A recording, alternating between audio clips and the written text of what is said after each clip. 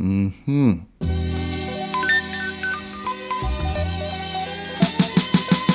is one of those spur-of-the-moment, raid-the-fridge recipes.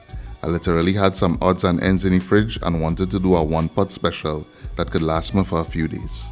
I had 2 chicken breasts, some callaloo bush that was on its way out, and a pumpkin, and well, the usual suspects, and some garlic, ginger, pimento, onion, shadow benny, and a scotch bonnet pepper. So I decided to make a chicken bhaji rice. Now I know usually people would make this with pigtail or saltfish, and if that's what you have and want to use, by all means go ahead and use it, but this is what I have and this is what I'm working with today.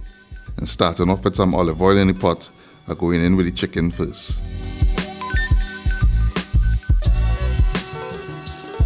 Toss that around a bit to get it going.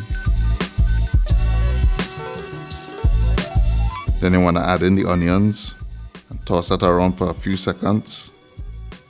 Add the garlic and the ginger, pimentos. You want to toss that. And while the aromatics sauteing in the oil, they're also releasing their flavor into the meat and vice versa. I find the chicken was looking a little pale, so I added a teaspoon of garam masala. And I mean, at this stage, I'm winging it, yes, but nothing that I added so far is out of the box. Season with some salt and black pepper.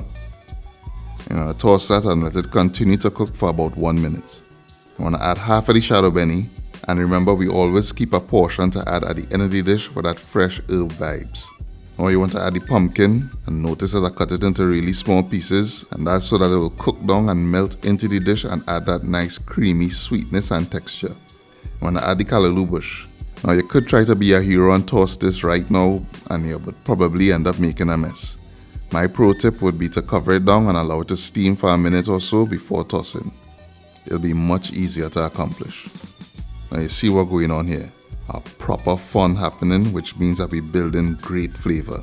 This is getting better by the minute. Toss that up and make sure everything getting along with each other. Now you want to add the rice. Wash the rice a couple times to remove some of the starch. If you prefer starchy and sappy bhaji rice, you could skip this step. Add the bay leaves, and some butter.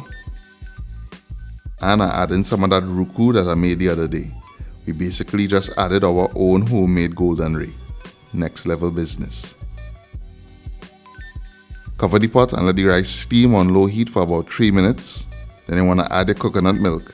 Now remember the rule of thumb when it comes to making these one-pot rice dishes. You want to add enough liquid till it barely covers the rice. You definitely don't want the rice to be drowning in coconut milk. The final product will be overcooked rice, and we don't want that at all. You want to season again with salt. Season as you go. Now you want to add the scotch bonnet pepper, and that will slowly release its warmth into the dish. Cover that and allow it to cook for about 12 minutes on low heat. And 12 to 15 minutes later, boom, we're in a gear. And check out how that pepper just relaxed back into the rice when we remove the lid now. We know it's proper pepper permeation was happening under the covers. At this stage, you want to taste it one more time for salt and adjust if need be. Mine needed a little touch, so I added a little bit. And then I finish it off with the remainder of the fresh shadow benny. And boom, bang, that is dish. I mean, at this stage, all you know, it have no way this not gonna taste good, right? So the question is not if it tasting good, the question is how good it tasting. And these and other burning questions will be answered shortly. You know things real serious when I draw for a spoon instead of a fork. Going in for the taste, and well, yeah, this is a winner. Rich, flavorful, and every ingredient added its own layer of complexity to the dish.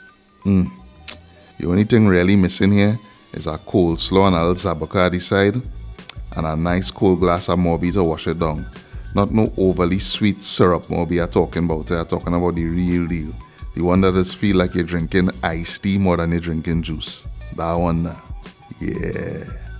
If you like this recipe, please give the video a thumbs up and a share. And if you have not subscribed to the channel, please take a moment to do so. For those watching on YouTube, you could go ahead and ring the bell to be notified every time we post new content.